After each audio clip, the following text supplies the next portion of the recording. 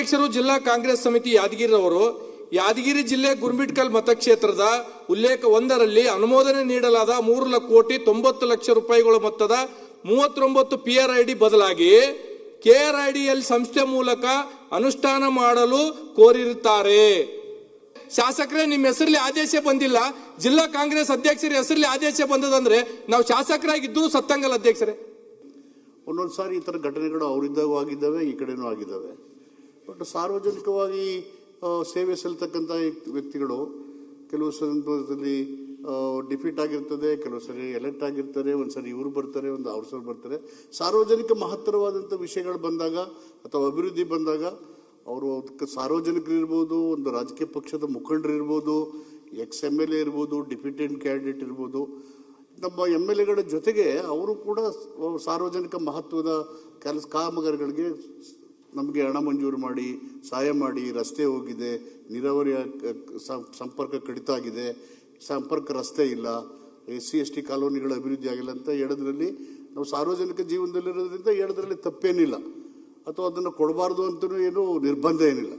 ಆದರೆ ಕಾಮಗಾರಿಗಳು ಅಲ್ಲಿ ನಡೆಯುವಾಗ ಶಾಸಕರದೇ ಅಧ್ಯಕ್ಷತೆ ಮತ್ತು ಅವರ ನೇತೃತ್ವದಲ್ಲಿ ಕಾರ್ಯಕ್ರಮದ ಅನುಷ್ಠಾನಗಳಾಗಬೇಕು. ಅದರ ಜೊತೆಗೆ ಎಲ್ಲ ಮಾನ್ಯ ಶಾಸಕರಿಗೆ ನಮ್ಮ ಸರ್ಕಾರದಲ್ಲಿ ಇರ್ತಕ್ಕಂಥ ಯೋಜನೆಗಳನ್ನು ಕೊಡುವಾಗ ತಾರತಮ್ಯ ಮಾಡದೆ ಕೊಡಬೇಕು ಅನ್ನೋದೇ ನಮ್ಮ ಉದ್ದೇಶ. ಹಿಂದೆಲ್ಲ ಹಾಗೆ ನಡ್ಕೊ ಬಂದಿದ್ದೀವಿ. ನನಗೆ ಗೊತ್ತಿಲ್ಲ ಯಾವ ಇದರಲ್ಲಿ ಆ ಥರ ಕಳಿಸಿದ್ದಾರೆ ಅಂತ. ಈಗಲೇ ನಿಮ್ಮ ನೋಡಿದೆ ನಾನು, ನಿಮ್ಮ 0 ಅವರ್ ಕ್ವಶನ್ಸ್ನ ಈ ಥರ ನಿರ್ದೇಶನ ಕೊಟ್ಟಿದ್ರಂತೆ. ನಿಮ್ಮ ಹಕ್ಕುಚ್ಯುತಿ ಆಗದ ರೀತಿಯಲ್ಲಿ ಸೂಚನೆ ಕೊಡೋದು ಒಂದು ಭಾಗ ಆದರೆ, ಮತ್ತೆ ಯಾಕೆ ಇವ್ರು ಮಾಡಿದ್ದಾರೆ ಅಂತೇಳಿ ವಿವರವಾದಂಥ ವರದಿ ತರಿಸ್ಕೊಂಡು ಅದನ್ನು ಯಾವ ರೀತಿ ನಾನು ಅವ್ರಿಗೆ ಕ್ರಮ ತಗೋಬೇಕು ಅದು ಮಾಡ್ತೀನಿ. ಇದರಲ್ಲಿ ಸಭಾಧ್ಯಕ್ಷರೇ, ಹಿಂದಿನ ಸರ್ಕಾರದಲ್ಲಿ ನನ್ನ ಕ್ಷೇತ್ರದಲ್ಲಿ ನಾನು ಲೆಟರ್ ಕೊಟ್ರೆ ನಂಗೆ 1 ಕೋಟಿ ಕೊಟ್ಟರು. ನನ್ನ ವಿರೋಧವಾಗಿ ಯಾರು ಮಾಜಿ ಶಾಸಕರು ಯಾರಿದ್ರು 19 ಕೋಟಿ ಕೊಟ್ಟಿದ್ರು ಸ್ಮಶಾನ ಅಭಿವೃದ್ಧಿಗೆ. ನಾನು 5 ವರ್ಷದಲ್ಲಿ ಒಂದೇ 1 ಕೋಟಿ ಸಮಾಜ ಕಲ್ಯಾಣ ಇಲಾಖೆಯಲ್ಲಿ ತಗೊಂಡಿದ್ದು, ಅದು ಚೀಫ್ ಸೆಕ್ರೆಟರಿ ಅವ್ರ ಹತ್ರ ಗಲಾಟೆ ಮಾಡಿ ಕಂಪ್ಲೇಂಟ್ ಮಾಡಿ ಒಂದೇ 1 ಕೋಟಿ. ನಾನು ದಾಖಲೆ ಕೊಡ್ತೀನಿ, ನನ್ನ ಹತ್ರನೇ ಇದೆ ದಾಖಲೆ. ನಾನು 3 ವರ್ಷ ಓಡಾಡ್ತೀನಿ, 3 ವರ್ಷ ಸತತವಾಗಿ 19 ಕೋಟಿ ಮಾಜಿ ಶಾಸಕರಿಗೆ ಕೊಡ್ತಾರೆ. ನಾನು ಒಂದೇ ಕ್ಷೇತ್ರದಲ್ಲಿ ಆಗಿದೆ ಈ ಮಾಹಿತಿ.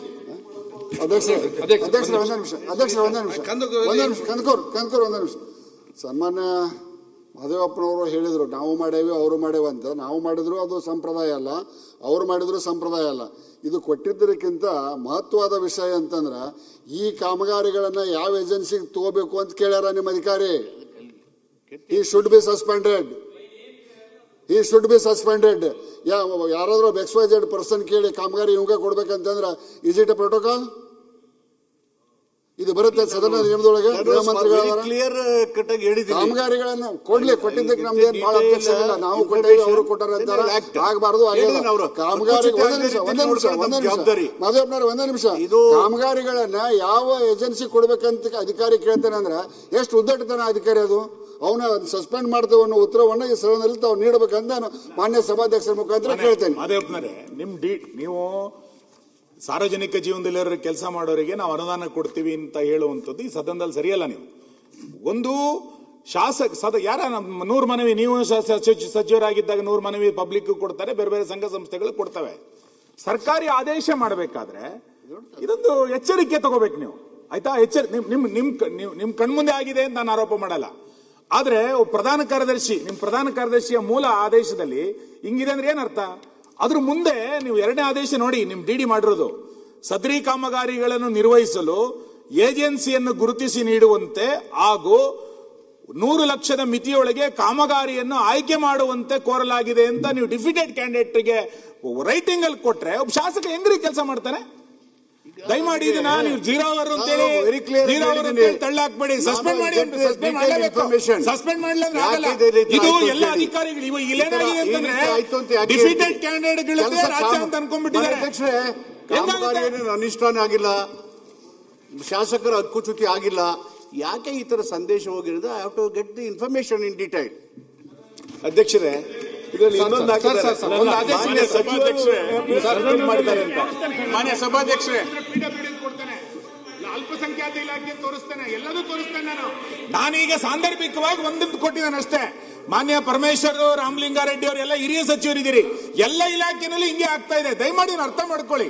ಮಾನ್ಯ ಸಭಾಧ್ಯಕ್ಷರೇ, ನಿಮ್ಮ ಇಲಾಖೆಲ್ಲ ರೀ, ಬೇರೆ ಬೇರೆ ಇಲಾಖೆ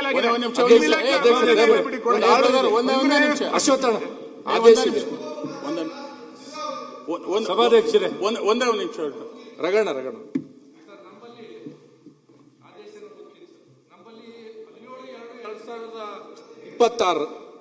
ಒಂದ್ ನಿಮಿಷ, ಬಹಳ ಇದು ವಿಷಯ ಬಂದಿದ್ದಕ್ಕೆ ಹೇಳ್ತಿದ್ದೇನೆ ಅಷ್ಟೇ. ಪಂಚಾಯತ್ ರಾಜ್ ಇಲಾಖೆಯಲ್ಲಿಂದ ಸರ್ RDPR ಸೆಕ್ರೆಟರಿಲಿಂದ ಹೋಗುತ್ತೆ. ಪ್ರಸ್ತುತ ಅಧ್ಯಕ್ಷರು ಜಿಲ್ಲಾ ಕಾಂಗ್ರೆಸ್ ಸಮಿತಿ ಯಾದಗಿರಿ ಅವರು ಯಾದಗಿರಿ ಜಿಲ್ಲೆ ಗುರ್ಮಿಟ್ಕಲ್ ಮತಕ್ಷೇತ್ರದ ಉಲ್ಲೇಖ 1ರಲ್ಲಿ ಅನುಮೋದನೆ ನೀಡಲಾದ 3,90,00,000 ರೂಪಾಯಿಗಳ ಮೊತ್ತದ 39 PRID ಬದಲಾಗಿ KRIDL ಸಂಸ್ಥೆ ಮೂಲಕ ಅನುಷ್ಠಾನ ಮಾಡಲು ಕೋರಿರುತ್ತಾರೆ.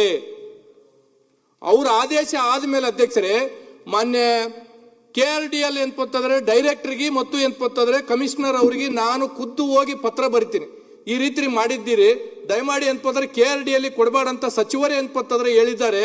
ಈ ರೀತಿ ಒಬ್ಬ ಕಾಂಗ್ರೆಸ್ ಜಿಲ್ಲಾ ಅಧ್ಯಕ್ಷನ ಹೆಸರು ಹಾಕಿ ಕಳಿಸ್ತೀರಿ ಅಂತಂದ್ರೆ ನಾನು ಶಾಸಕನಾಗಿ ಇದ್ರೂ ಸತ್ತಂಗ ಆಗ್ತದೆ ಅಂತ ತಿಳ್ಕೊಂಡು ಹೇಳಿ 2 ಸಲ ನಾನು ಫೋನ್ ಮಾಡಿದ್ದೀನಿ. ಇದಕ್ಕೆ ಏನಾದ್ರೂ ಉತ್ತರ ಕೊಡ್ರಿ, ನಾನು ಸದನದಲ್ಲಿ ಮಾತಾಡ್ತೀನಿ ಅಂದ್ರೆ ಇದಕ್ಕೆ ನನಗೆ ಉತ್ತರನೇ ಬಂದಿಲ್ಲ. ಮತ್ತೆ ಆದೇಶ ಮಾಡಿದ್ದಾರೆ, ಮತ್ತೆ ಏನಪ್ಪ ಜಿಲ್ಲಾ ಕಾಂಗ್ರೆಸ್ ಮಾಡ್ಬೇಕು, ಅಧ್ಯಕ್ಷರ ಹೆಸರಲ್ಲಿ ಮಾಡ್ಬೇಕಂತ ತಿಳ್ಕೊಂಡು ಅಲ್ಲಿ ಅಧಿಕಾರಿಗಳು ಎಸ್ಟಿಮೇಟ್ ಮಾಡಕ್ಕೆ ಬಂದ್ರೆ, ಅಧ್ಯಕ್ಷರೇ ಶಾಸಕರೇ ನಿಮ್ಮ ಹೆಸರಲ್ಲಿ ಆದೇಶ ಬಂದಿಲ್ಲ, ಜಿಲ್ಲಾ ಕಾಂಗ್ರೆಸ್ ಅಧ್ಯಕ್ಷರ ಹೆಸರಲ್ಲಿ ಆದೇಶ ಬಂದದಂದ್ರೆ ನಾವು ಶಾಸಕರಾಗಿದ್ದು ಸತ್ತಂಗಲ್ಲ ಅಧ್ಯಕ್ಷರೇ. ಇದಕ್ಕೆ ಏನ್ ಮಾಡ್ಬೇಕು? ದಯಮಾಡಿ ಇದು ಸದನ ಮುಖಾಂತರ ಉತ್ತರ ಕೊಡ್ಬೇಕಂತ ಮನವಿ ಮಾಡಿ. ರಕ್ಷಣೆ ಮಾಡೋದು ಒಂದು ನಿಮಿಷ. ಇವತ್ತು ಶಾಸಕರ ಒಂದು ಯಾವ ರೀತಿ ಅವಮಾನ ಆಗ್ತಾ ಇದೆ ಅಂತ ಹೇಳಿದ್ರೆ, ಮಾನ್ಯ ಸಭಾಧ್ಯಕ್ಷರೇ, ಹಿಂದೆ ನಮ್ಮ ಕೊಪ್ಪಳ ಜಾತ್ರೆ ಸಂದರ್ಭದಲ್ಲಿ ಕೇಂದ್ರ ಸಚಿವರಾದಂತ ವಿ ಸೋಮಣ್ಣ ಅವರು ಬರ್ತಾರೆ. ಅವ್ರು ಬಂದಂತ ಸಂದರ್ಭದಲ್ಲಿ ಯಾರೊಬ್ಬರದು ಇವತ್ತು ಪ್ರೋಟೋಕಾಲದಲ್ಲಿ ಮೇಂಟೈನ್ ಮಾಡಲ್ಲ. ಇವತ್ತು ಮೋದಿ ಅವ್ರ ಫೋಟೋ ಇಲ್ಲ, ಕೇಂದ್ರ ರೈಲ್ವೆ ಸಚಿವರ ಫೋಟೋ ಇಲ್ಲ, ನಮ್ಮ ಜಿಲ್ಲಾ ಉಸ್ತುವಾರಿ ಸಚಿವರ ಹೆಸರಿಲ್ಲ, ಶಾಸಕರ ಹೆಸರಿಲ್ಲ. ಬಂದು ಸೀದಾ ಬಂದು ಅಡಿಗಲ್ ಹಾಕ್ತಾರೆ ಅಂತ ಹೇಳಿದ್ರೆ ಶಾಸಕರು ಯಾಕೆ ಇರಬೇಕು?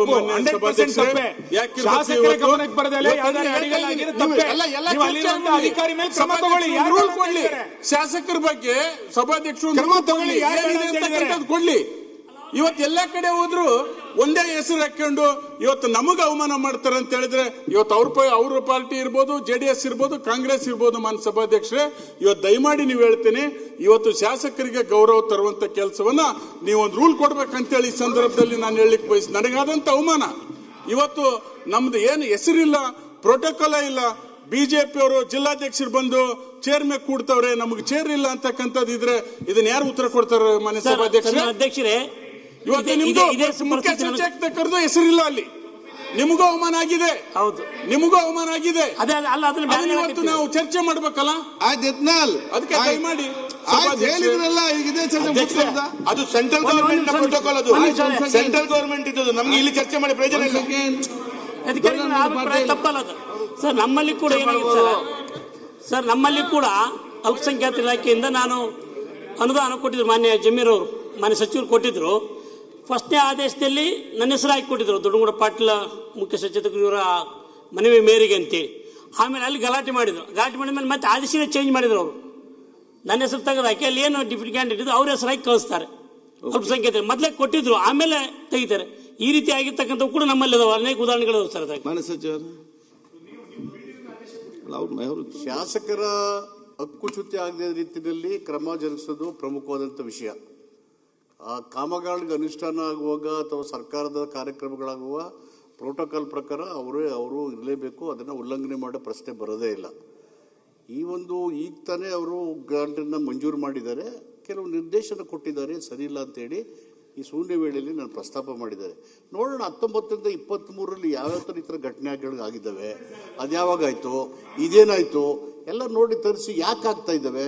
ಒಂದು ಫೈನಲ್ ಆಗಿ ಈ ಥರ ಆಗದ ರೀತಿಯಲ್ಲಿ ಎಚ್ಚರಿಕೆ ವಹಿಸೋಣ. ಮತ್ತು ಈ ಸಂಬಂಧ ನಮ್ಮ ರಾಜೇಶ್ ನಾಯ್ಕರಿಗೆ ಸಂಬಂಧಪಟ್ಟಂಗೆ ಅವರ ಹಕ್ಕುಚ್ಯುತಿ ಆಗದ ರೀತಿಯಲ್ಲಿ ಯೋಜನೆಗಳ ಅನುಷ್ಠಾನ ಅವ್ರ ಕ್ಷೇತ್ರದಲ್ಲಾಗುವಾಗ ಅವರನ್ನೇ ನಿಂತು ಮಾಡಬೇಕು.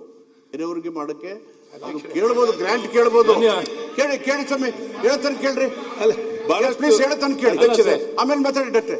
ಇಂಥ ಬಹಳಷ್ಟು ಉದ್ಘಾಟನೆಗೆ ಕೂಡ ಕರೆಯುವುದಿಲ್ಲ, ಅವಕಾಶ ಇಲ್ಲ. ಸುಮ್ಮನೆ ಇರ್ತೀನಿ. ಅವರೆಲ್ಲ ನೋಡಿ ಬೇಕಾದಷ್ಟು ಹಾಸ್ಟೆಲ್ಗಳು ಮತ್ತು ವಸತಿ ಶಾಲೆಗಳು ಕೊಟ್ಟಿದ್ದೆ. ಅವರು MLA ಕರ್ಕೊಂಡೋಗಿ ಅವರಿದ್ರಲ್ಲಿ ನಾನೇ ಮಾಡಿದ್ದೀನಿ ಆ ಜಿಲ್ಲೆಯಲ್ಲಿ.